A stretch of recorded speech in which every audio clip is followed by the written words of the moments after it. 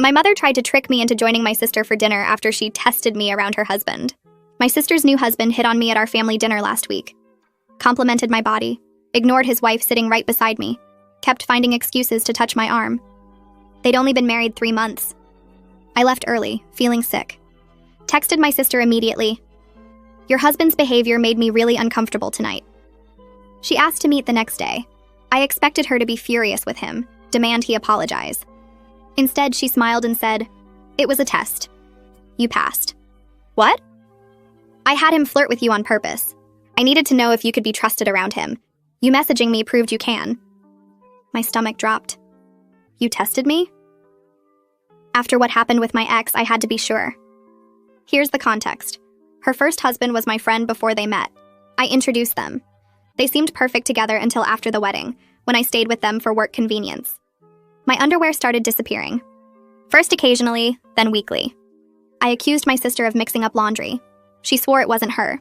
Then I caught him, her husband, with my underwear, in their bedroom. He admitted he'd never loved my sister. He'd used her to get close to me. The marriage was a lie. Everything was about his obsession with me. I pressed charges, got a restraining order. My sister divorced him immediately. It was traumatic for both of us. But now she was using that trauma against me. You think I encouraged your ex? I asked, incredulous. You must have given him signals. This test proved you won't do it again. I was a victim. Your ex was a predator who used you to stalk me, and you're punishing me? You should have noticed he liked you. Get out. Don't contact me again if you really think I'm to blame for your ex being a creep. Most of my family agreed she was insane, except my mother. She's just protecting herself, Mom said. You should understand. By making me feel like a predator? By having her husband sexually harass me as a test? This month's family dinner was scheduled early. I told my parents I wouldn't come if my sister and her husband were there. Mom promised they wouldn't attend. I should have known better.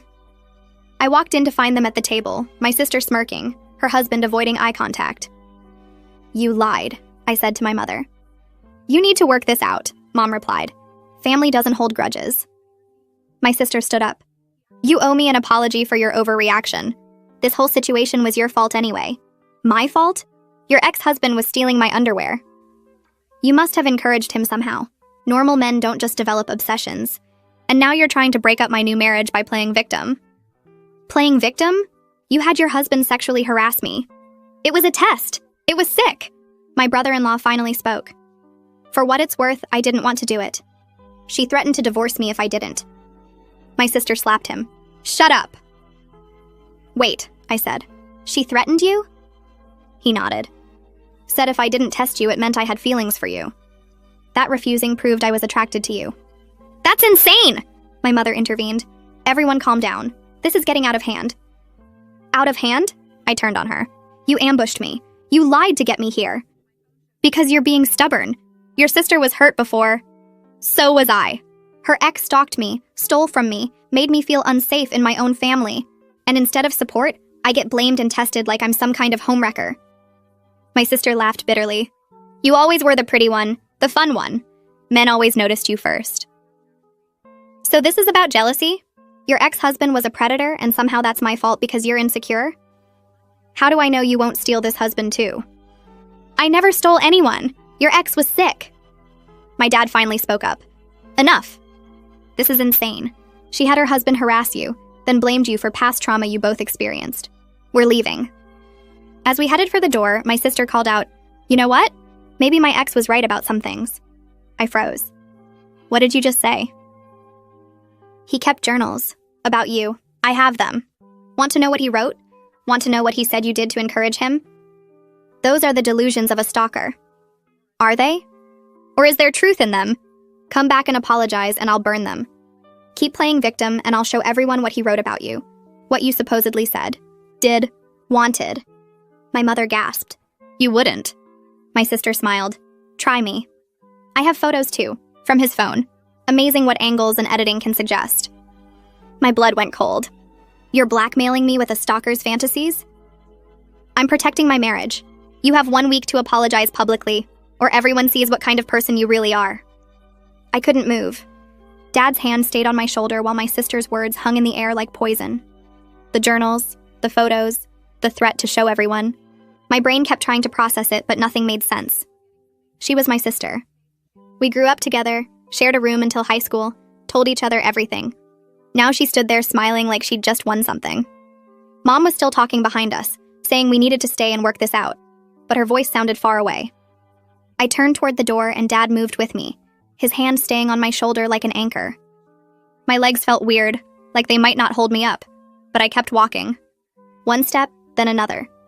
Behind us, Mom's voice got louder, calling my name, then Dad's name, begging us to come back. The door felt heavy when I pushed it open. Cold air hit my face and I gulped it down, trying to breathe normally. Dad steered me toward his car in the driveway. I heard the front door open behind us and Mom calling out again, but Dad opened the passenger door and helped me inside before walking around to the driver's side. He started the engine and backed out while Mom stood on the porch watching us leave. The car felt too quiet. I stared at my hands in my lap and they were shaking. Dad drove without saying anything, just turning left out of the neighborhood instead of right toward my apartment. After a few minutes, he pulled into a grocery store parking lot near the back where there weren't many cars. He put the car in the park and turned off the engine. That's when everything hit me all at once. My sister had those journals, the ones the stalker kept about me, the ones where he wrote down his sick fantasies and twisted everything I said or did into proof I wanted him. And photos too, edited to make it look like I was encouraging him somehow. She was going to show people, show our family, our friends, maybe post them online. Everyone would see those lies and think they were true. A sound came out of my throat, something between a sob and a gasp. My chest felt tight and I couldn't get enough air. Dad reached over and put his hand on my arm but didn't say anything. I cried hard, the kind of crying that makes your whole body shake. All the fear and anger and hurt from the past 2 years came pouring out. The stalking, the restraining order, the way my sister blamed me for her ex's obsession, and now this. Using my trauma as a weapon against me. Dad let me cry without trying to make me stop or tell me it would be okay. He just sat there with his hand on my arm while I fell apart. Eventually, the crying slowed down and I could breathe again. I wiped my face with my sleeve and stared out the windshield at the empty parking lot. Dad cleared his throat. He told me this wasn't about me apologizing. His voice was firm and serious. What my sister was doing was a crime, blackmail, extortion. We needed to get legal help immediately, not try to reason with her or give in to her demands. I turned to look at him and his jaw was set in that way it gets when he's really angry but trying to stay calm. He said we were finding me a lawyer tonight and dealing with this the right way. I nodded because I couldn't think of what else to do. My brain felt foggy and slow. Dad pulled out his phone and started scrolling through his contacts. We sat in that parking lot for over an hour. Dad made call after call, leaving voicemails and sending texts. He explained the situation in short, careful sentences. His daughter was blackmailed by her sister using materials from a previous stalking case. We needed someone who specialized in harassment and family law. Most calls went to voicemail since it was evening, but he kept trying. I watched him work through his contact list with this focused determination I'd only seen a few times before. Finally, someone called back. Dad answered and stepped out of the car to talk, pacing in the parking lot while he explained everything again. Through the windshield, I could see his free hand gesturing as he talked. After about 10 minutes, he got back in the car. His colleague had recommended someone named Leah Webster. She was a lawyer who'd handled similar cases involving family members using private information as leverage. Dad had her office number and was calling first thing in the morning to set up an emergency meeting. He looked at me and said he was coming with me to the appointment. This wasn't something I had to face alone. I felt tears starting again, but I pushed them back. I thanked him and he squeezed my shoulder before starting the car. Dad drove me back to my apartment and walked me inside. He checked all the windows and locks like he used to do when I was little and had nightmares. Before he left, he made me promise to call him if anything happened, no matter what time. I promised, and he hugged me tight before heading out. The apartment felt too quiet after he left. I tried to sit on the couch but couldn't stay still. My mind kept replaying my sister's face when she made the threat, that cold smile, the way she said I had 1 week. I paced around the living room trying to remember her exact words. What had she said she would show people? The journals where the stalker wrote about things I supposedly did to encourage him. Photos with angles and editing that suggested things that never happened. My phone buzzed on the coffee table and I grabbed it. A text from Mom. It said I was being unreasonable and my sister was just protecting herself. I needed to come back and apologize before this got out of hand. Another text came through, Mom saying my sister had been through so much with her ex, and I should understand why she needed reassurance. A third text, begging me to think about the family and stop being so stubborn. I stared at the messages and felt sick. Mom was taking her side, again. More texts kept coming. Mom saying I was overreacting, that my sister loved me and would never actually follow through on the threat, that I needed to be the bigger person and just apologize to keep the peace. Each message felt like a knife. My own mother was telling me to give in to blackmail, to let my sister get away with threatening me with a stalker's twisted fantasies. I turned my phone off and threw it on the couch. The silence felt better than seeing those messages. I tried to go to bed, but just lay there staring at the ceiling. Every time I closed my eyes, I saw those journals. The stalker had filled pages and pages with observations about me. What I wore, how I smiled, the way I walked. He'd written entire conversations we'd supposedly had where I flirted with him or gave him signs. None of it was real, but he'd believed it completely. And now my sister had those journals and was going to use them against me. Sleep didn't come. I got up and made tea but couldn't drink it. Paced the apartment some more. Checked the locks again. Finally, around 3 in the morning, I crashed on the couch from exhaustion. My phone alarm woke me at 7:30. I'd forgotten I'd turned the phone off and the alarm didn't go through. Dad was knocking on my door instead, calling my name. I stumbled over and let him in. He had coffee and breakfast sandwiches from the place down the street. I tried to eat but could only manage a few bites. Dad ate his sandwich while I got dressed, changing into clean jeans and a sweater that felt safe and comfortable. At 8, we headed to his car. The drive to Leah Webster's office took 20 minutes through morning traffic. Neither of us talked much. I stared out the window watching people go about their normal days, going to work, getting coffee, living lives where their sisters weren't blackmailing them. The lawyer's office was in a professional building downtown. We took the elevator to the 3rd floor and found her suite at the end of the hall. The waiting room was small but nice with comfortable chairs and art on the walls. The receptionist told us Leah would be ready in just a minute. I sat down and my legs started bouncing nervously. Dad sat next to me and put his hand over my knee to stop the bouncing. A woman came out from the back offices. She looked to be in her 40s with short dark hair and sharp eyes behind glasses. She introduced herself as Leah Webster and shook both our hands with a firm grip. Her office had a big desk covered in neat stacks of files and a wall of law books. She gestured for us to sit in the chairs across from her desk. Leah sat down and pulled out a legal pad and pen. She looked at me directly and said to start from the beginning and tell her everything. Her voice was calm but serious, like she'd heard bad stories before and nothing would shock her. I took a breath and started talking. I told her about my sister's first husband, how I'd introduced them, how he'd seemed normal until he wasn't, the underwear disappearing from my room when I stayed with them, catching him with my things, his confession that he'd married my sister to get close to me, the restraining order and my sister's divorce. Leah took notes the whole time, writing quickly without interrupting. Then I told her about the new husband and the test at dinner, how my sister had him hit on me to see if I could be trusted, the fight at my parents' house last night, my sister's threat about the journals and photos, the 1-week deadline to apologize publicly or she'd show everyone. Leah kept writing for a minute after I finished talking, then set down her pen and looked up. She explained that what my sister was doing was criminal blackmail, using threats to try to force someone to do something they didn't want to do. The fact that she was threatening to distribute materials from a stalking case made it even more serious. That could be considered harassment as well. She asked if I had any recordings or witnesses to the threats. I told her about Dad being there and hearing everything, about my brother-in-law admitting my sister had forced him to harass me by threatening divorce. Leah nodded and made more notes. She said we needed to document everything right away. Every text message, every conversation, every detail I could remember. She also said we should consider filing for a restraining order before the week deadline ran out. That would legally prevent my sister from contacting me or following through on her threats. I asked what would happen if we did that. Leah said it depended on how my sister responded, but at minimum it would create a legal record of her behavior and give us protection. If she violated the order, she could be arrested. We spent the next 2 hours going through everything.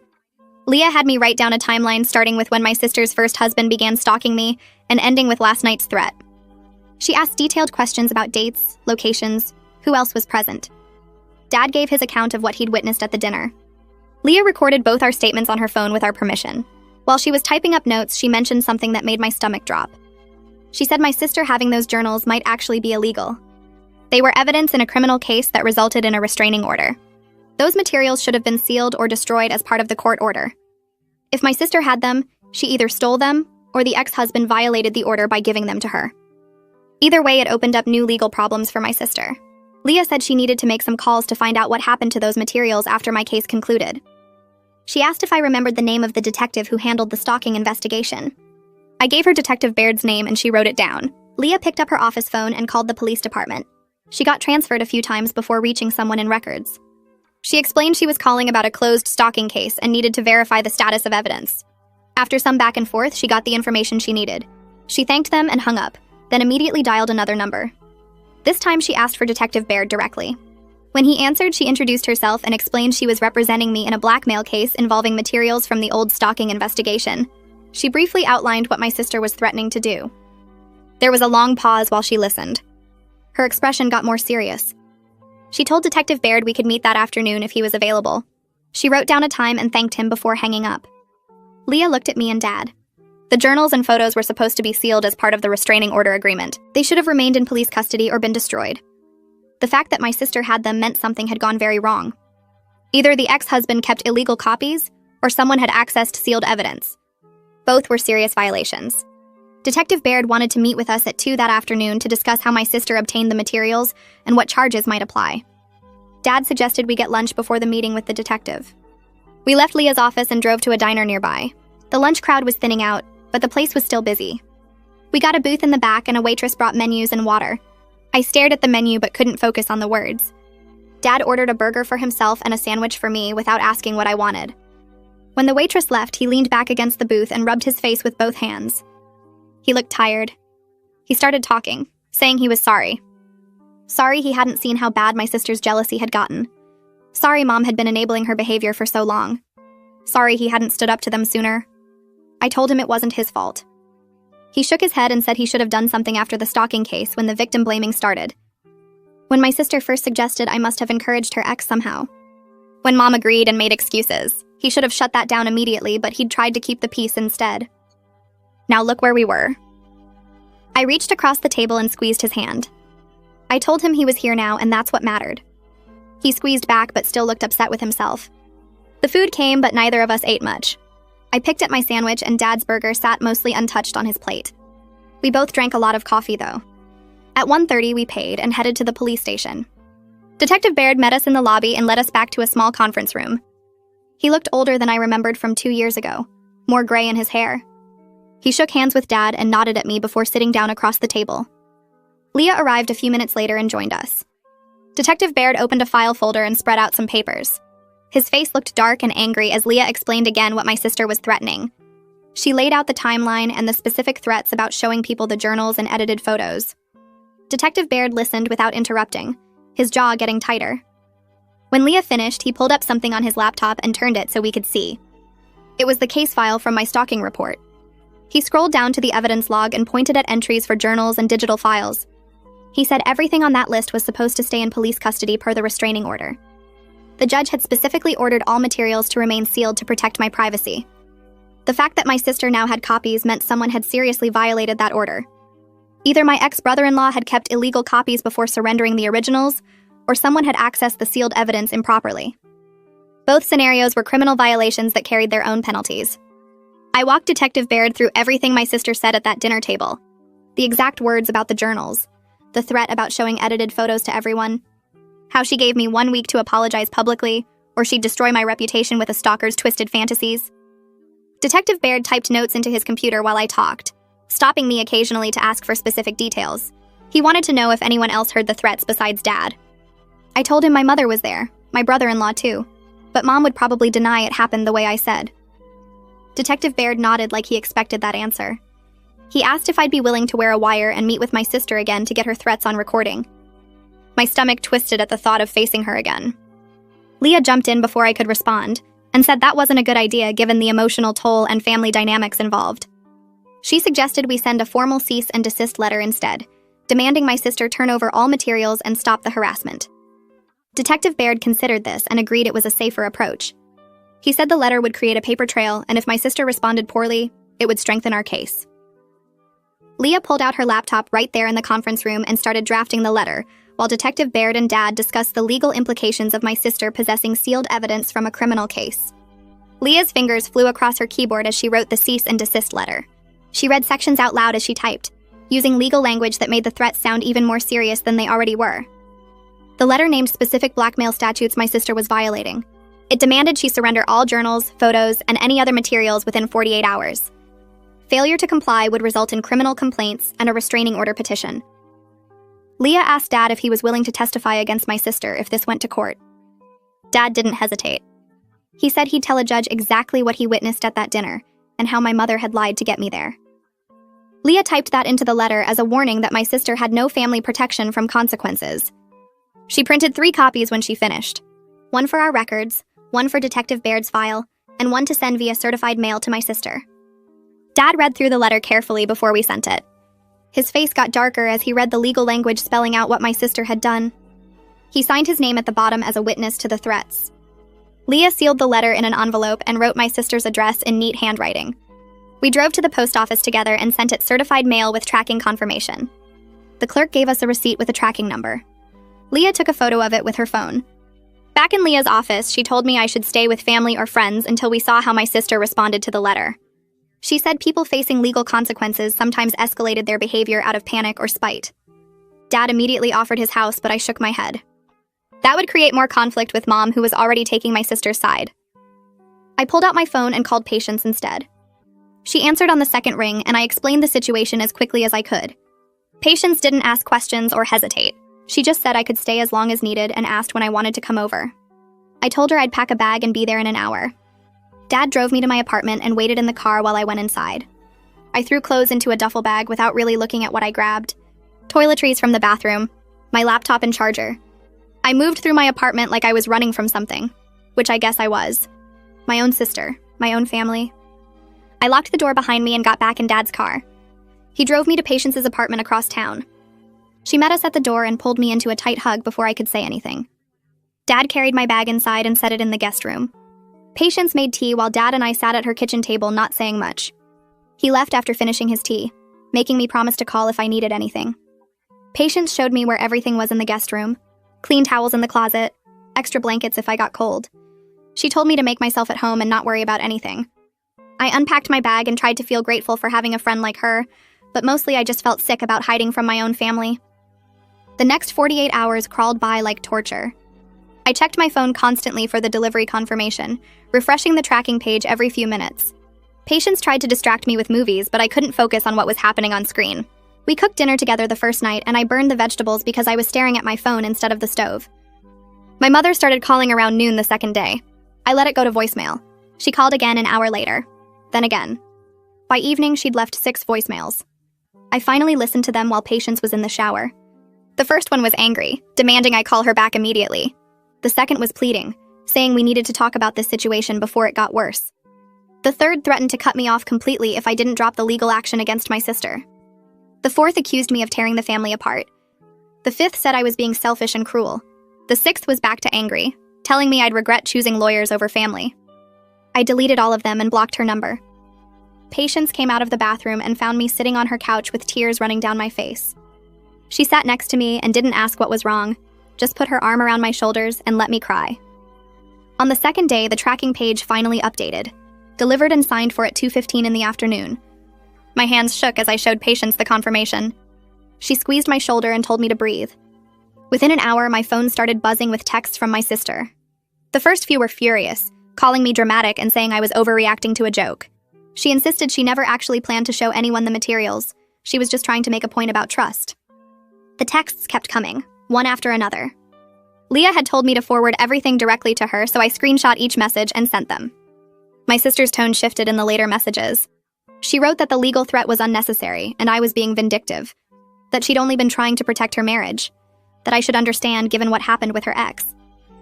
I forwarded those too, and Leah responded within minutes saying these messages were actually helpful because my sister was admitting to possessing the materials. That admission alone proved our case. I put my phone face down on the coffee table and tried to stop my hands from shaking. The messages kept coming throughout the evening. My sister's tone changed from defensive to aggressive. She called me ungrateful for everything she'd done for me over the years. She accused me of trying to destroy her marriage with lies about her husband being coerced. She wrote that her husband was completely on her side, and I was making up the part about him being threatened. She dared me to try to prove any of this in court. She said no judge would believe my version of events. The messages got meaner as the night went on, calling me names and bringing up old arguments from years ago. Leah texted me to stop reading them and just forward everything without looking. I tried, but it was hard not to see at least part of each message as I screenshot it. My hands shook so badly I could barely hold my phone. Patience took it from me and said she'd handle the forwarding. She sat next to me on the couch and screenshot each new message as it came in, sending them to Leah without letting me see the content. I was grateful and humiliated at the same time.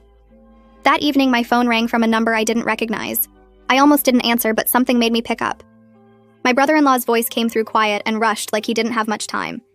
He said he was calling from a friend's phone because my sister had been checking his cell.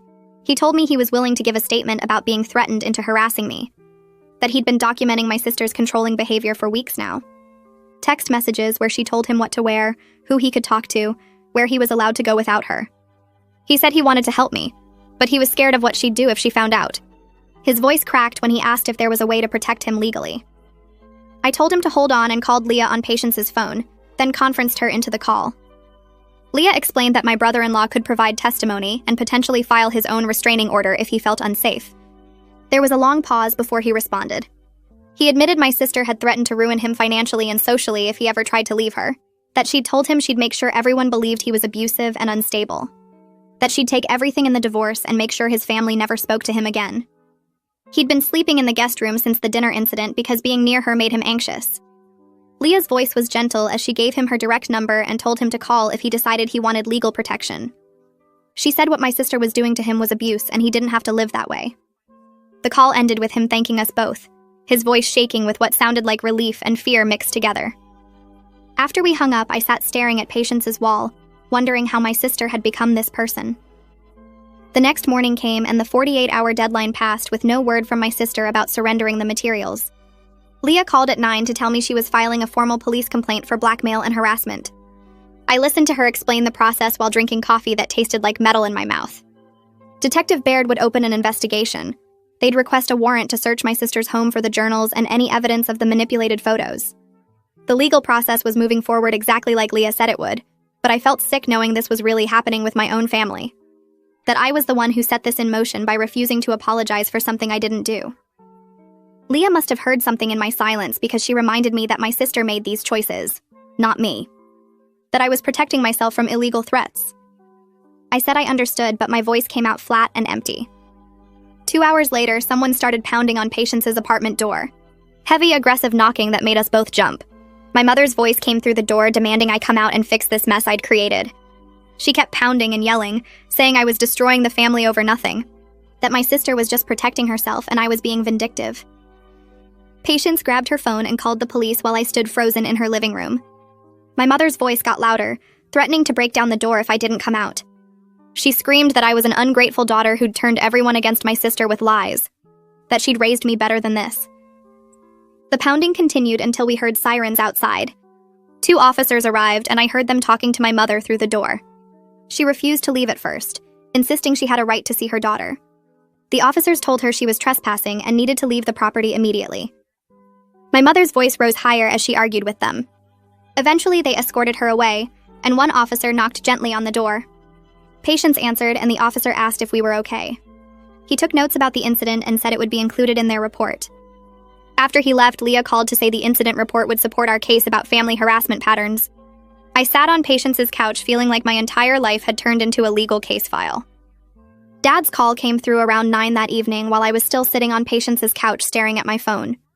His voice sounded tired in a way I'd never heard before, like something inside him had finally broken. He told me he packed a bag and left the house an hour ago. He couldn't stay there anymore, not while Mom was actively working against my safety and enabling my sister's criminal behavior. The words came out flat and final, like he'd been practicing them. He said he was staying with his brother Colt across town, and he'd told Mom he wouldn't come back until she stopped choosing my sister over doing what was right. I felt my chest tighten as he explained this, the weight of it settling over me like concrete. My legal action was breaking up my parents' marriage. Dad must have heard something in my silence because he jumped in quickly, insisting this had been building for years and wasn't my fault. He said Mom had always prioritized my sister's feelings over everyone else's well-being, and he was done pretending that was normal or acceptable. I told him I was sorry anyway, my voice cracking. He said there was nothing to be sorry for and that he loved me. After we hung up, I sat there feeling like my entire family was disintegrating around me, pieces falling away one by one until I didn't know what would be left. 3 days crawled by with no word about the search warrant. I stayed at Patience's apartment and tried to keep myself busy with work emails and cleaning tasks that didn't need doing. Every time my phone buzzed, I jumped, expecting news. Finally, on Thursday afternoon, Leah called to say the warrant had been executed that morning. Detective Baird's team showed up at my sister's house at 7 with paperwork and went straight to her home office. They found 2 journals in a locked desk drawer, spiral-bound notebooks filled with my ex-brother-in-law's handwriting. They also found a folder of printed photos tucked behind some files in a cabinet. My sister was home during the search, and according to the report, she became hysterical immediately. She screamed that the materials were hers and the police had no right to take them. She tried to physically block the officers from removing the journals, claiming they were her property, and she'd done nothing wrong by having them. The officers had to physically move her aside to complete the seizure. They took everything and informed her on the spot that she'd be charged with possession of stolen evidence and blackmail. Leah's voice was calm and professional as she relayed all this, but I could hear an edge of satisfaction underneath. She said the evidence was now secure and my sister couldn't use it to threaten me anymore. I thanked her and hung up, then immediately ran to Patience's bathroom and threw up. The relief mixed with horror made my whole body shake. Leah called again later that same day to explain the charges in detail. 2 misdemeanors, she said. Possession of stolen evidence from a sealed criminal case and attempted blackmail. The possession charge carried potential fines and probation. The blackmail charge could mean jail time, depending on my sister's criminal history and how the judge viewed the case. I sat on Patience's couch with the phone pressed to my ear, trying to process that my own sister was facing criminal charges because of me. Leah must have sensed my spiral because her voice got firmer. She reminded me that my sister chose these actions, not me. My sister obtained materials she shouldn't have had, materials that were supposed to be sealed or destroyed. She threatened to release them publicly to force me into a false apology. Those were crimes and they had consequences. I was simply protecting myself from illegal threats, which was my right. The words made sense logically, but emotionally I felt sick. This was my sister. We'd grown up together, shared a room for years, knew each other's secrets. Now she was being criminally charged and I was the one who set that process in motion. Leah asked if I was okay, and I lied and said yes. After we hung up, I sat staring at Patience's wall, wondering how we'd gotten here. The next morning, I woke up to notifications blowing up my phone. My sister had posted something on social media overnight and people were responding. I opened the app with shaking hands and found a long post about being persecuted by a vindictive family member who was lying to police to cover up their own bad behavior. She didn't name me directly, but anyone who knew our family would know exactly who she meant. She wrote about how she was just trying to protect her marriage, and her sister was making false accusations because of jealousy and spite. She claimed the police search was harassment and she'd done nothing wrong. The post had dozens of comments already, family members asking what was going on, friends offering support, a few people suggesting she get a lawyer. I screenshot the whole thing with trembling fingers and sent it to Patience, who was in the kitchen making coffee. She came into the living room and read it over my shoulder, then immediately grabbed her phone and started taking her own screenshots.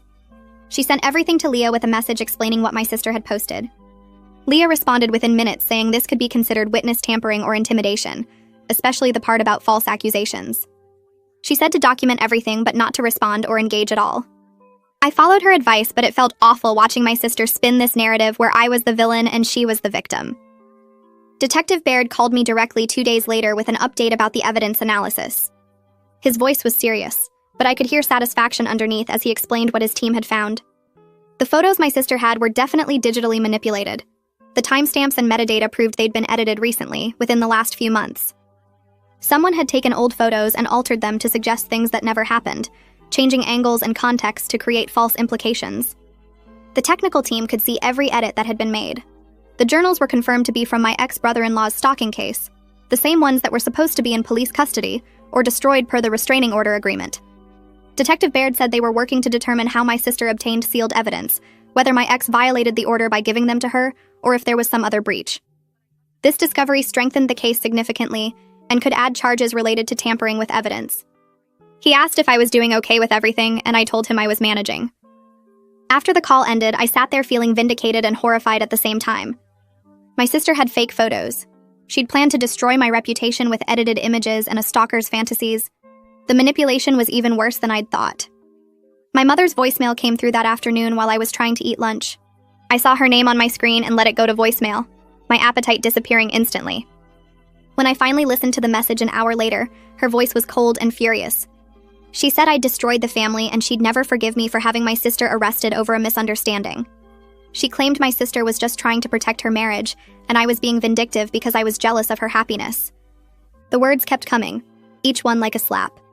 She said I'd always been dramatic and attention-seeking, that I'd blown this whole thing out of proportion, that a real sister would have just apologized and moved on. She demanded I drop the charges and fix this mess before it was too late. The message ended with her voice breaking as she said she didn't know who I'd become. I played it for Leah during our next call and she listened in silence. When it finished, she asked how I was feeling and I told her honestly that I felt like my mother lived in a different reality. Leah said the message showed a clear pattern of harassment and suggested I consider a restraining order against my mother as well. The idea made my stomach hurt, but I told her I'd think about it. I made an appointment with Raven Montgomery for the following Tuesday because I was barely sleeping and having panic attacks about the family situation. Patients had recommended her, saying she specialized in family trauma and victim advocacy. Raven's office was in a quiet building downtown with soft lighting and comfortable chairs. She was in her 50s with kind eyes and a calm presence that made me feel safer immediately. I spent the first session just telling her everything. The whole story from my ex-brother-in-law's stalking through my sister's blackmail threat and the current criminal charges. Raven listened without interrupting and took notes occasionally. When I finished, she looked at me and said something that made my chest tight. She said my sister's behavior was abusive, and my mother's enabling was its own form of abuse. She validated that protecting myself legally was healthy boundary setting, not family destruction. She explained that toxic family members often flip the script and make victims feel responsible for the consequences of calling out abuse. She said I was doing exactly what I should be doing by refusing to apologize for something I didn't do, and by seeking legal protection from threats. We talked about the grief I was feeling over losing these relationships, and she helped me understand that I didn't lose them. I protected myself from their abuse. The distinction felt important somehow. By the end of the session, I felt lighter than I had in weeks, like someone finally understood what I was going through. My brother-in-law called again a week after giving his initial statement.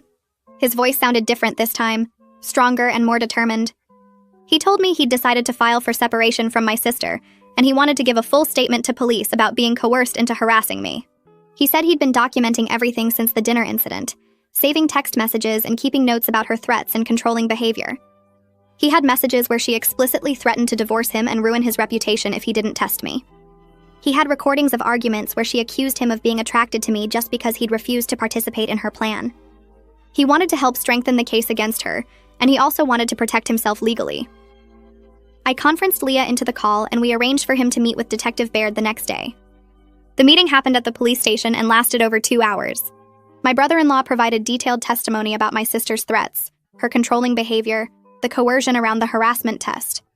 He showed them text messages that proved she'd threatened him with divorce and social destruction if he didn't comply. He explained how she'd been sleeping in separate rooms since the dinner and how she monitored his phone and computer constantly. Detective Baird's report said the testimony was credible and detailed, providing significant corroboration for the criminal case.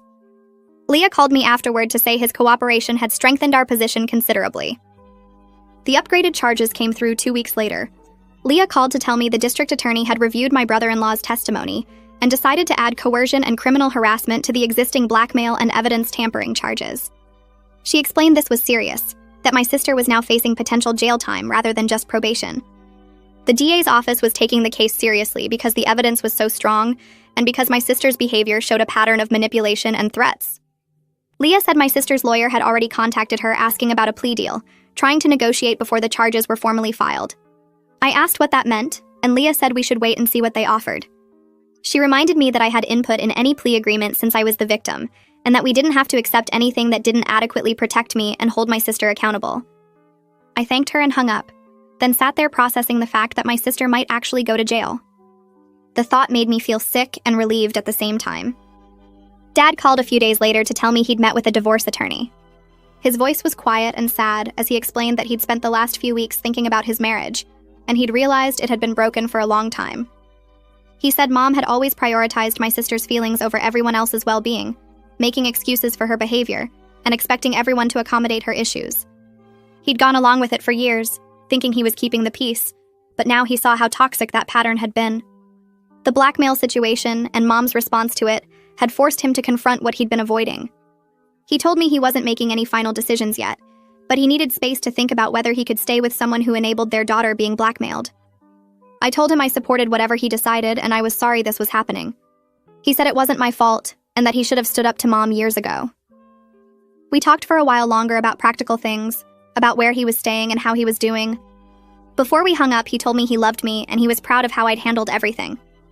I cried after the call ended, grieving the family I'd thought I had. Leah called 3 days later with news about the plea deal. My sister's lawyer had reached out proposing she plead guilty to misdemeanor harassment in exchange for dropping the blackmail and evidence tampering charges. The deal included probation and mandatory counseling, but no jail time.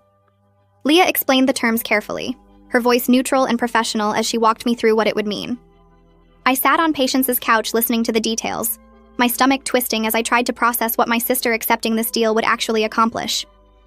Leah asked what I thought about the proposal, and I told her the truth. I wanted my sister to face real consequences for what she'd done, for the blackmail and the threats and the way she'd weaponized my trauma. But I was also exhausted by the whole situation, drained from months of legal proceedings and family conflict, and constantly looking over my shoulder. The idea of a trial where I'd have to testify and face my sister in court made me feel sick. Leah listened without interrupting and then suggested we counter with additional terms. We could tell the DA's office we'd consider the plea if it included a 5-year restraining order and restitution for my legal fees and therapy costs. That way, my sister would face accountability and I'd get protection and compensation for the damage she'd caused. I agreed immediately because both things felt necessary: the distance and the acknowledgement that her actions had real costs I'd been forced to pay. The DA's office took 2 days to respond to our counter-proposal. Leah called again, and this time her voice had an edge of satisfaction. The prosecutor wanted my sister to plead to the blackmail charge as well since the evidence was so strong, not just the harassment. They'd recommend probation instead of jail time if she accepted full responsibility for both crimes.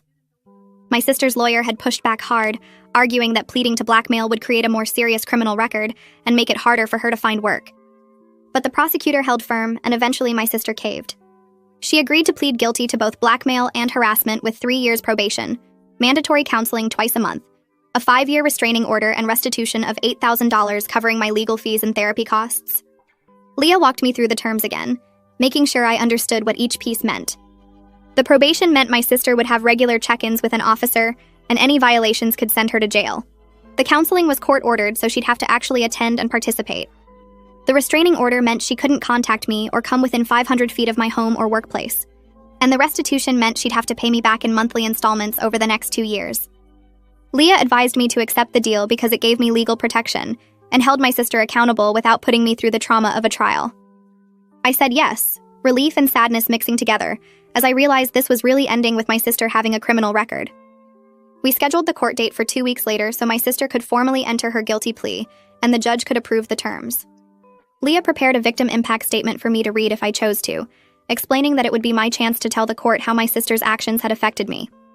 She sent me a template with sections about psychological harm, damage to family relationships, and ongoing safety concerns. I opened the document and stared at the blank spaces where I was supposed to fill in my experience. The words wouldn't come at first because how do you summarize months of fear and betrayal in a few paragraphs?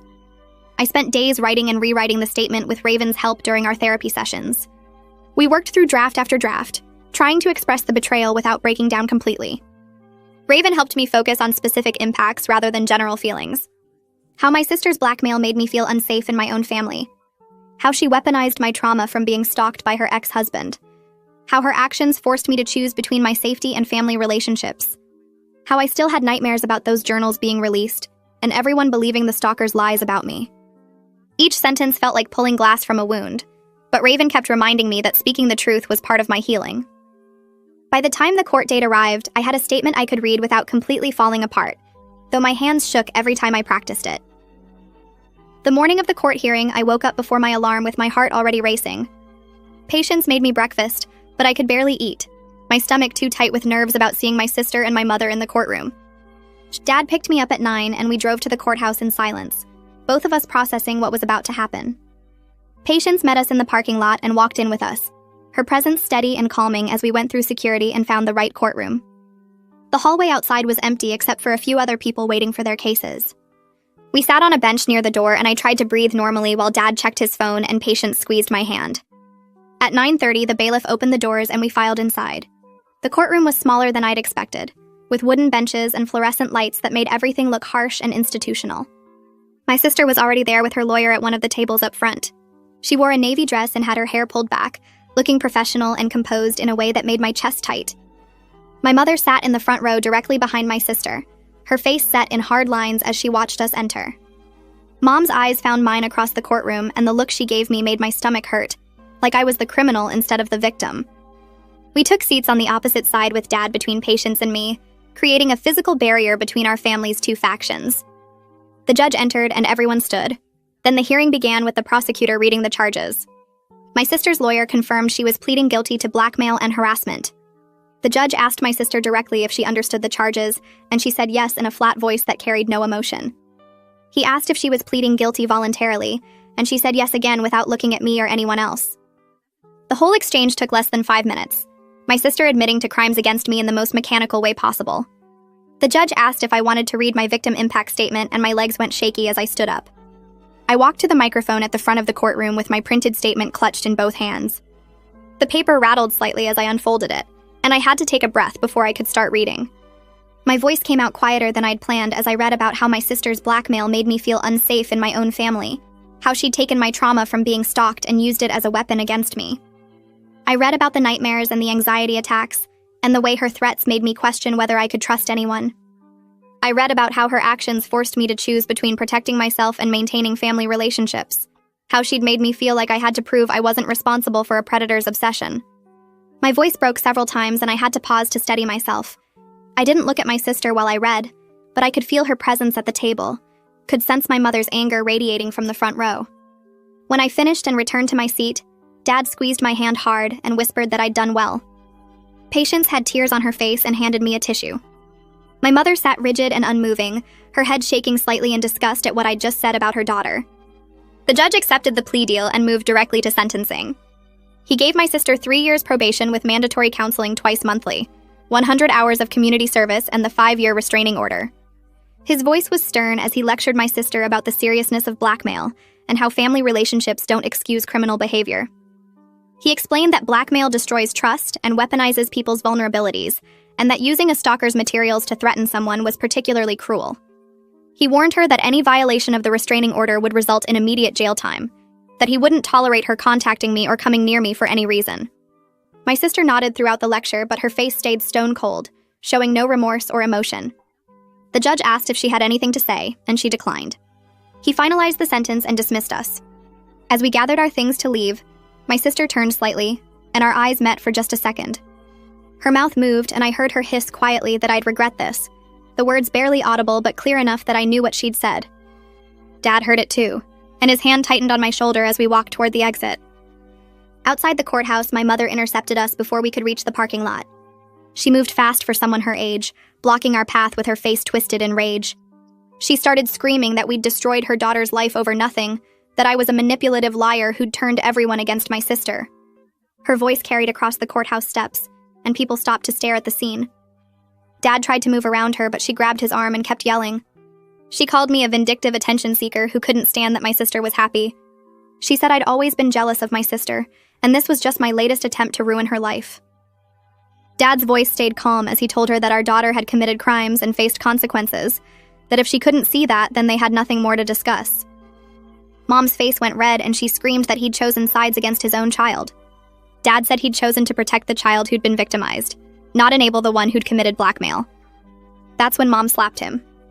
Her hand cracked across his face hard enough that his head turned with the impact. The sound echoed off the courthouse walls and everyone nearby froze. Courthouse security responded immediately, 2 officers jogging over to intervene. They separated Mom from Dad and asked what was happening. Dad touched his reddening cheek and said his wife had just assaulted him. The officers asked if he wanted to press charges, and Dad hesitated before saying no. He just wanted her away from us. Security escorted Mom off the courthouse property, while she continued screaming about how we'd all betrayed her. I stood there shaking, unable to process that my mother had just hit my father in public because he'd supported me. Dad drove me back to Patience's apartment in silence, both of us too stunned to talk about what had just happened. When we pulled up, he turned to me with his cheek still red from the slap. He said he needed to tell me something, and I braced myself for more bad news. He told me he was filing for divorce from Mom because her behavior at the courthouse was the final straw. His voice was quiet, but firm as he explained that he couldn't be married to someone who thought it was acceptable to physically assault him for protecting their child from blackmail. He said he was done making excuses for her enabling behavior, done pretending their marriage was salvageable when she'd chosen to defend criminal actions over supporting her victimized daughter. I started crying because even though I knew it wasn't my fault, I felt like my family was completely falling apart. Dad pulled me into a hug and said this had been building for years, that Mom's pattern of prioritizing my sister's feelings over everyone else's well-being had damaged their marriage long before the blackmail incident. He said he should have stood up to her years ago, but he'd kept hoping she'd change. Now he finally understood she wouldn't, not when she was willing to hit him for doing the right thing. We sat in the car for a while longer while I cried and Dad held my hand. He promised we'd get through this together, that he wasn't abandoning me no matter what happened with the rest of the family. When I finally went inside, Patience took one look at my face and made tea while I told her everything that had happened at the courthouse. The next few weeks brought a flood of family contact as word spread about the court case and the courthouse incident. Relatives I hadn't heard from in months started reaching out asking what had happened between me and my sister. Some had heard Mom's version where I was a liar destroying my sister's life. Others had heard bits and pieces from various family members. I spent hours on the phone explaining the situation to aunts and uncles and cousins, walking them through the harassment test and the blackmail threats and the criminal charges. Several were horrified by what my sister had done and angry at my mother for defending it. My aunt called to say she couldn't believe Mom had enabled such terrible behavior, that blackmail was never acceptable regardless of family relationships. My uncle on Dad's side reached out to offer support and said he'd talk to other relatives about making sure I knew I wasn't alone. But a few took my mother and sister's side and cut off contact with me completely. 2 cousins sent messages saying they couldn't believe I'd had my own sister arrested over a family disagreement. An aunt I'd been close to growing up blocked my number after I explained the situation. The family was splitting into factions, and I was losing people I'd thought would support me. Uncle Colt became one of my strongest supporters, calling regularly to check on me and telling other family members they needed to understand the facts before judging. He hosted Dad at his house and made it clear to everyone that he believed me and thought my sister's actions were criminal regardless of family ties. My brother-in-law's separation from my sister became final during this time, and he moved out of their house into his own apartment across town. The process had taken months of legal back and forth, but he was finally free. He sent me a message through social media apologizing for his role in the harassment and thanking me for giving him the courage to leave an abusive marriage. His message was long and detailed, explaining how watching my sister face consequences helped him realize he didn't have to live in fear of her threats. He wrote that seeing me stand up to her and involve the police had shown him that her behavior wasn't normal or acceptable, that he'd been trapped in her manipulation for so long, he'd started to think it was just how relationships worked. He said he was starting therapy to work through his own trauma from the relationship, and that his therapist was helping him understand how my sister had used coercion and emotional abuse to control him.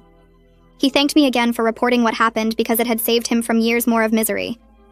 I wrote back telling him I was glad he got out, and that I hoped therapy helped him heal. The exchange felt like a small piece of justice, knowing that at least one person had escaped my sister's control because I'd refused to stay silent about her behavior. I kept going to therapy every week with Raven, and things got a little easier each time. The panic attacks happened less often, and I could sleep through most nights without waking up thinking about my sister or my mother. Some days I felt almost normal, and then something small would trigger me, and I'd spend an hour crying in my car before I could drive home. Raven told me that was okay and normal and part of healing from family trauma. She kept saying I didn't lose my mother and sister. I protected myself from people who were hurting me. That distinction mattered because I'd been carrying around this heavy guilt, like I was the one who broke the family apart. Raven helped me see that healthy families don't blackmail each other or make their kids choose between safety and loyalty. She said the family was already broken if those were the options I was given. That helped me process the grief without drowning in it. I still had bad days where I missed my mother so much it physically hurt, but I could remind myself that the mother I missed wasn't the one who ambushed me at dinner or defended my sister's blackmail.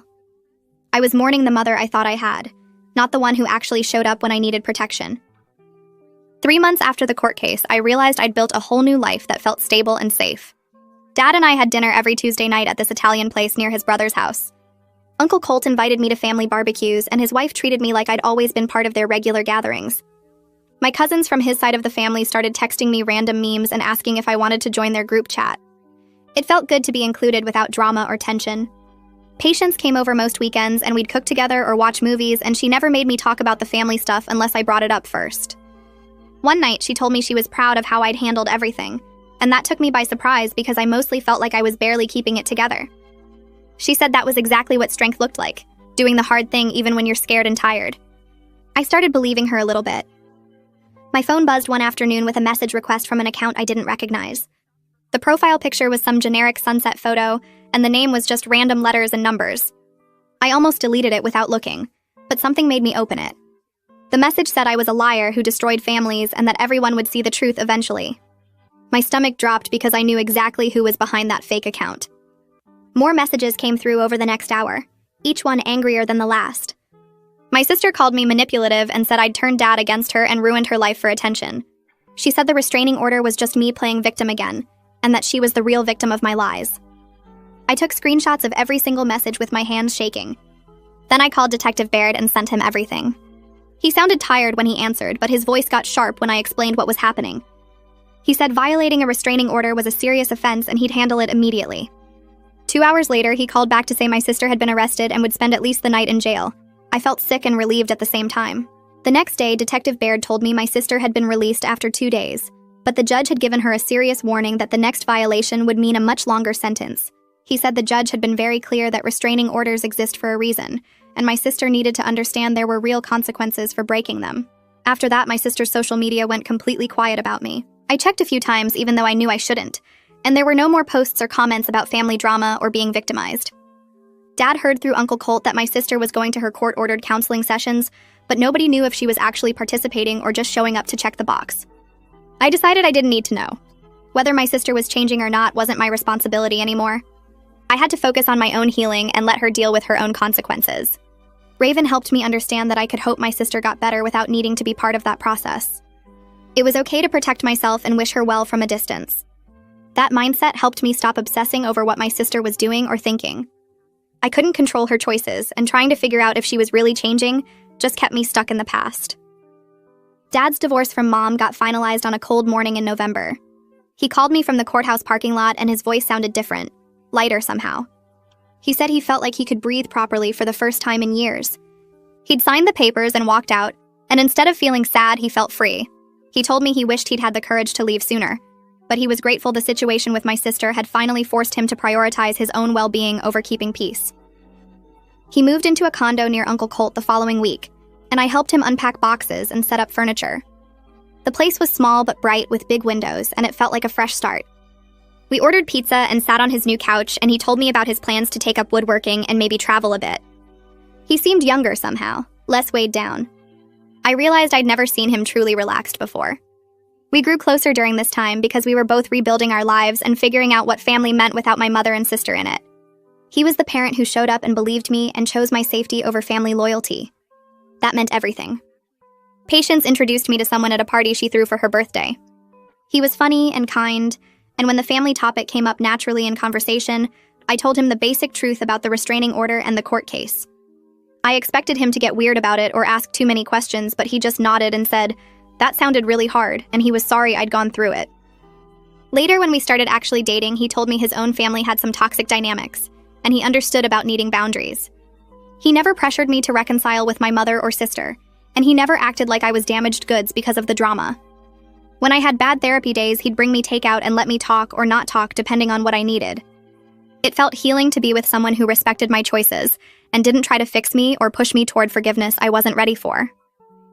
He met Dad and Uncle Colt's family and fit in easily, and I started to believe I could have healthy relationships with people who actually cared about my well-being. 6 months after the court case, I heard through family that my sister had finished her community service hours. She'd apparently spent weekends picking up trash in parks and helping at a food bank. The probation was ongoing and would last another 2.5 years, but she hadn't violated it again after the restraining order incident. Someone told me she was seeing a different therapist now, one who specialized in personality disorders, and that she'd supposedly started taking some responsibility for what she'd done. I had no way to verify that, and no direct contact with her to know if it was true. Part of me was glad she might be getting real help, but I kept my boundaries firm. I wasn't ready to reconcile and might never be ready. That was okay. I could hope she was healing without needing to be part of her life. Mom sent a letter through my aunt asking if we could meet to talk. I opened it carefully and read through it twice. The letter talked about how hard it was to be a mother caught between 2 daughters, and how she'd tried to protect both of us. She said she understood I was hurt, but she hoped I could see things from her perspective eventually. She wanted to meet for coffee and talk through everything. There was no apology anywhere in the letter. No acknowledgement that she'd enabled my sister's blackmail or that she'd lied to get me to that ambush dinner. Just explanations and justifications and requests for understanding.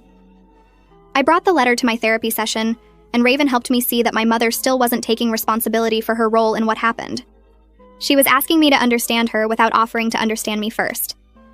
I wrote a short response saying I was open to contact when she was ready to acknowledge how her enabling had hurt me and how she'd chosen my sister's feelings over my safety. I said I needed a real apology that showed understanding of what she'd done wrong, not just an explanation of why she did it.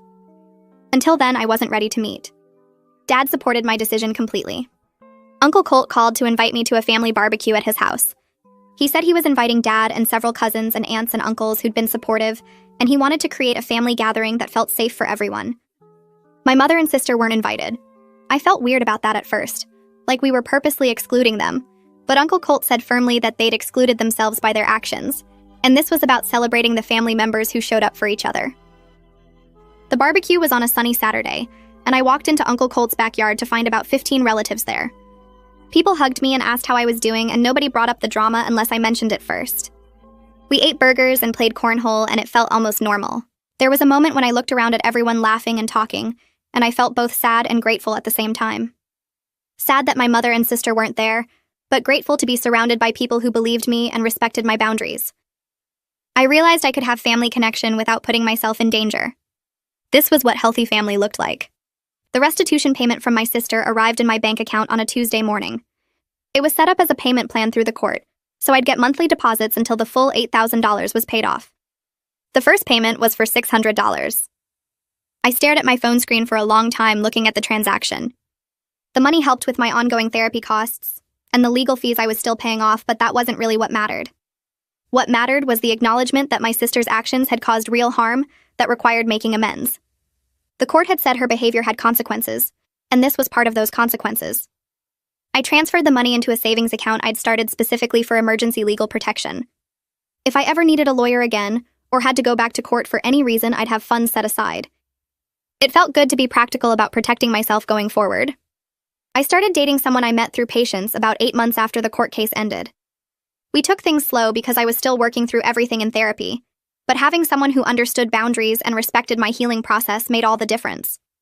My partner was patient when I had bad days and never pushed me to talk about my family situation before I was ready. After we'd been together for about 4 months, I felt ready to introduce them to Dad and Uncle Colt's family at one of the regular barbecues. Dad shook my partner's hand and welcomed them warmly, asking genuine questions about their work and interests without making it awkward. Uncle Colt's wife pulled out extra chairs and made sure my partner felt included in all the conversations. My cousins treated my partner like they'd known them for years, joking around and sharing funny stories. At one point during the evening, my partner leaned over and whispered that my chosen family seemed more functional than most biological families they'd encountered. That comment stuck with me because it highlighted how far I'd come in building a support system based on respect rather than obligation. These people showed up for me consistently, believed me when I needed support, and never made me feel like I had to earn their care. Having my partner see that healthy dynamic and want to be part of it felt really good. Over the next few weeks, my partner integrated naturally into family gatherings and became friends with several of my relatives. Dad invited us both to dinner regularly, and Uncle Colt started including my partner in text chains about upcoming events. The ease of it all reminded me that relationships should feel safe and supportive, not constantly stressful or conditional. I heard through my cousin Rachel that my sister had started a new job at a marketing firm about an hour away from where she used to work. Rachel mentioned it casually during a phone call, saying she'd run into an old mutual friend who knew my sister professionally. Apparently, my sister was doing well in the new position and focusing on rebuilding her career after everything that happened with the probation and court case. Rachel said the friend mentioned my sister seemed more stable and was attending therapy regularly as part of her probation requirements. I felt a mix of emotions hearing this update. Part of me was genuinely glad my sister was moving forward and getting help, even though we had no contact and I had no plans to reach out. Another part of me felt cautious about believing she'd really changed, given everything she'd put me through. Rachel also mentioned that my former brother-in-law, my sister's ex-husband, had apparently moved to a different city and was dating someone new. She'd heard through the family network that he was doing well in therapy and working on understanding the patterns that led him to stay in such a controlling relationship. I was relieved to hear he'd gotten out and was building a healthier life. It seemed like everyone involved in the chaos was finding their own path forward, even if those paths never intersected anymore. The distance felt necessary and right, like we all needed space to heal separately before any of us could function in the same orbit again. A year after my sister's blackmail threat at that awful family dinner, I sat in Raven's office and realized how completely different my life had become. I'd built routines that felt safe and authentic, surrounded myself with people who respected my boundaries, and learned to recognize toxic patterns before they could hurt me. The nightmares about my sister releasing those manipulated photos had mostly stopped, and I could go days without thinking about the whole situation. Raven asked how I was managing my relationships with family members, and I told her about the clear boundaries I'd maintained with my mother and sister, while deepening connections with Dad, Uncle Colt's family, and supportive relatives. I explained how I'd created new friendships through work and hobbies, people who knew me without the baggage of family drama. My support network felt solid in a way it never had before, built on mutual respect rather than blood obligation. Raven nodded and suggested we consider moving to less frequent therapy sessions since I'd developed strong coping skills and didn't seem to need weekly support anymore. The idea made me nervous at first because therapy had been my anchor through the worst parts of the crisis, but I also recognized that I'd grown enough to handle most situations without needing professional guidance every week. We agreed to try bi-weekly sessions and see how I managed with the extra space. Walking out of her office that day, I felt proud of the work I'd done to heal and protect myself. The person I'd become over the past year was stronger and more self-aware than I'd ever been before.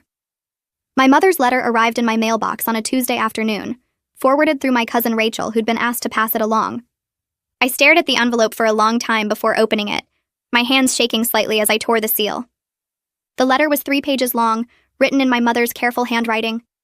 She started by saying she'd been thinking about me constantly and wanted to reach out to see if we could meet for coffee and talk. She said she understood I was hurt by what happened at the courthouse when she showed up supporting my sister, and she acknowledged that slapping Dad in public was wrong. Then the letter shifted into explanations and justifications. She wrote about how difficult it was being caught between 2 daughters, how she'd tried to protect both of us in her own way, and how my sister's actions were motivated by past hurt from her first marriage. She said she hoped I could see things from her perspective eventually, and understand why she'd made the choices she did. There was no real apology anywhere in the 3 pages, no acknowledgement that she'd enabled my sister's blackmail, or arranged that ambush dinner knowing I'd specifically said I wouldn't come if my sister was there. Just requests for understanding and explanations of her thought process. I brought the letter to my therapy session with Raven, and we went through it together line by line. Raven helped me see that my mother was still asking me to understand her, without offering to understand me first. She was seeking reconciliation on her terms, wanting me to accept her version of events, rather than taking responsibility for how her enabling had damaged our relationship. I spent the next few days drafting a response, writing and rewriting until I had something that felt honest without being cruel. I told my mother I was open to contact when she was ready to acknowledge how her behavior had hurt me and how she'd chosen my sister's feelings over my safety. I said I needed a real apology that showed understanding of what she'd done wrong, not just an explanation of why she did it. Until then, I wasn't ready to meet. I sent the letter and felt a sense of peace about maintaining that boundary. Dad called after I told him about my response, and he said he fully supported my decision. He mentioned that my mother was slowly starting to understand the damage she'd caused, but she still had a long way to go before she'd be ready to take real accountability. The wedding invitation arrived 4 months later for my cousin Gina's marriage. I knew immediately that both my mother and sister would be there since Gina was close with that side of the family. The restraining order had been modified to allow brief contact at family events as long as my sister didn't approach me directly or attempt conversation, so legally I could attend without violating any court orders. I called Dad to talk through whether I should go, and he said he'd be there to support me if I decided to attend. Uncle Colt also reached out and promised his whole family would stick close to me throughout the event. I decided to go because I genuinely cared about Gina and didn't want my sister's presence to stop me from celebrating important family moments. The wedding was at a beautiful outdoor venue with about 100 guests. I arrived with Dad and immediately spotted my mother sitting near the front on the bride's side. She saw me walk in, and her expression shifted through several emotions, surprise and sadness, and something that might have been regret. But she didn't approach or wave, just watched me find a seat on the opposite side of the aisle. My sister arrived a few minutes later with some relatives I didn't recognize, and she stayed on the far side of the venue exactly as the restraining order required. I could see her glancing in my direction occasionally, but she never tried to come closer or make contact. The ceremony was lovely, and I focused on Gina and her partner exchanging vows, trying not to think about the family tension hovering in the background. At the reception, Uncle Colt and his family formed a protective circle around me at our table, making sure I felt safe and included in conversations. Several cousins came by to hug me and tell me they were glad I'd come. My mother stayed at her table on the other side of the room, and I caught her watching me a few times with an expression I couldn't quite read. My sister left early before the dancing started, and I felt my shoulders relax once she was gone. The rest of the evening I actually enjoyed myself, dancing with Dad and my cousins and celebrating Gina's happiness. Driving home that night, I felt proud that I'd attended and maintained my boundaries at the same time. The day after the wedding, my phone started buzzing with calls from various relatives. Uncle Colt was the first to reach out, saying he'd had a long conversation with my mother at the reception after I'd left. He told me he'd been direct with her about how her enabling behavior had damaged multiple relationships, and that she needed to take responsibility if she wanted to repair things with me. He said my mother had listened and seemed to actually hear what he was saying, though whether she'd act on it remained to be seen. My Aunt Karen called next and said she'd also spoken with my mother, encouraging her to get therapy to address the patterns that led her to prioritize my sister's feelings over everyone else's well-being. Karen mentioned that several other family members had similar conversations with my mother throughout the evening, all of them expressing concern about how she'd handled the situation with my sister's blackmail. I was touched by their advocacy, the way they'd taken it upon themselves to speak up on my behalf without me asking them to. It felt good knowing I had people willing to have difficult conversations to support me, but I also wasn't holding my breath for major changes from my mother. Years of enabling behavior didn't shift overnight, just because relatives had a few frank talks with her. I appreciated their efforts while maintaining realistic expectations about whether my mother would actually do the work to change. I heard through family channels that my sister completed her probation successfully about 18 months after the court case. The criminal case officially closed with her record showing the guilty pleas for blackmail and harassment, though the restraining order remained in effect for several more years as part of the original court order. My cousin Rachel mentioned that my sister had apparently expressed some remorse to a few family members about how she'd handled everything, acknowledging that the blackmail was wrong and that she'd let her jealousy drive her to hurt me. But my sister hadn't attempted to contact me directly, which I appreciated. The restraining order prevented direct contact anyway, but I was glad she seemed to understand that respecting the distance was important. I felt content with how things had settled. We were living completely separate lives with no overlap, and that felt healthier than forcing some kind of reconciliation neither of us was ready for. Some relationships just couldn't be repaired, and that was okay. I'd built a life without my sister in it, surrounded by people who supported and believed me, and I had no desire to disrupt that stability by trying to rebuild something that had been broken in such a fundamental way. Dad called me one evening about 6 months after the wedding to tell me he'd started dating someone new. Her name was Claire, and he'd met her through a photography group he'd joined after the divorce. He sounded almost shy telling me about her, like he wasn't sure how I'd react to him moving on from my mother. I told him I was happy for him and wanted to meet her when he felt ready for that step. He said Claire knew about the family situation and had been supportive and understanding about everything he'd been through. A few weeks later, Dad brought Claire to one of Uncle Colt's barbecues, and I got to meet her properly. She was warm and friendly without trying too hard, asking genuine questions about my work and interests without prying into the family drama. I could see why Dad liked her. She seemed stable and kind, the opposite of the chaos he'd dealt with during his marriage to my mother. Over the next few months, Dad and Claire became more serious, and he seemed genuinely happy for the first time in years. He told me during one of our weekly dinners that leaving his marriage with my mother had been the hardest thing he'd ever done, but also the most necessary. He said he'd spent too many years making excuses for her enabling behavior and sacrificing his own peace to keep the family together, and he was grateful to be building a healthier life now.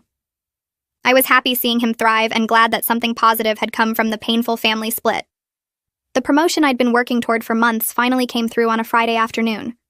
My manager called me into her office and told me I'd been selected for the senior position I'd applied for, with a significant raise and new responsibilities starting the following month.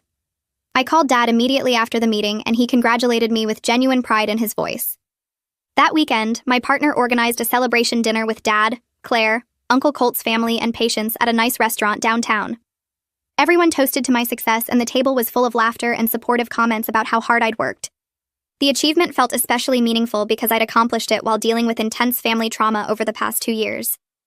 There'd been days when I could barely focus at work because I was so stressed about the court case or my mother's harassment, but I'd pushed through and kept performing well.